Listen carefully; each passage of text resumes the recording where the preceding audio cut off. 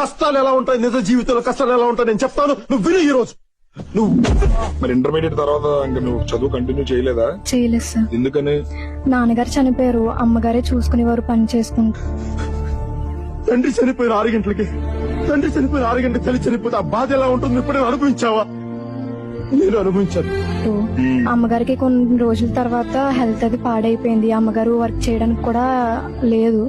తర్వాత నేను చదువు మానేసి నేను కూడా అమ్మతో పాటు పనికి వెళ్ళేదాన్ని.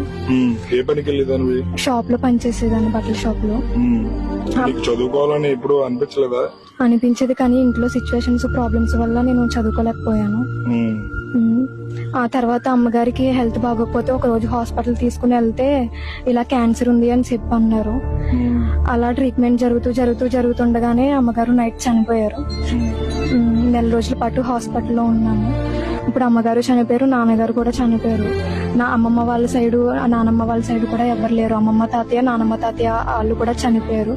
తమ్ముడు నేను తప్ప ఇంకెవరూ లేము.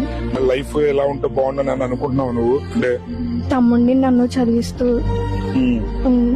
ఒక ఇల్లు ఇస్తే చాలు అనుకుంటున్నాను, జీవనోపాధారం. మీ నాన్నగారు పవన్ కళ్యాణ్ గారిని విపరీతంగా ప్రేమించేవారంట. ఆయన పేరు శ్రీను అయితే గబ్బర్ సింగ్ శ్రీను అని అనేవారంట, ఇది నిజమేనా? కర్నూలు శ్రీను అంటే ఎవరమ్మా అని అడుగుతారు. ఇలా గబ్బర్ సింగ్ కూతుర్ని అంటే హో గబ్బర్ సింగ్ కూతురువా అని చెప్పి అనుకునేవారు సార్. చేసేవారు సార్. గబ్బర్ సింగ్ అంటే చాలా ఇష్టం, పవన్ కళ్యాణ్ గారు అంటే చాలా ఇష్టం మా నాన్నగారికి. ఎన్నికల టైంలో తిరిగారు, ఆయన ప్రచారం చేశారు. అప్పటికే చనిపోయారు సార్. అప్పటికే చనిపోయారు సార్. నాన్నగారు పవన్ కళ్యాణ్ గారి మీద చూపించే అంత ప్రేమ ఈ రోజు ఇంత మంది రూపంలో నీకు భరోసా ఇవ్వడానికి వచ్చిందని నీకు అనిపిస్తుందా? సార్, మా నాన్నగారే ఇలా చేశారు. ఆత్మ పవన్ కళ్యాణ్ గారి దగ్గరికి ఇలా వెళ్ళడం, ఇలా చేయడం చాలా ఆనందంగా ఉంది.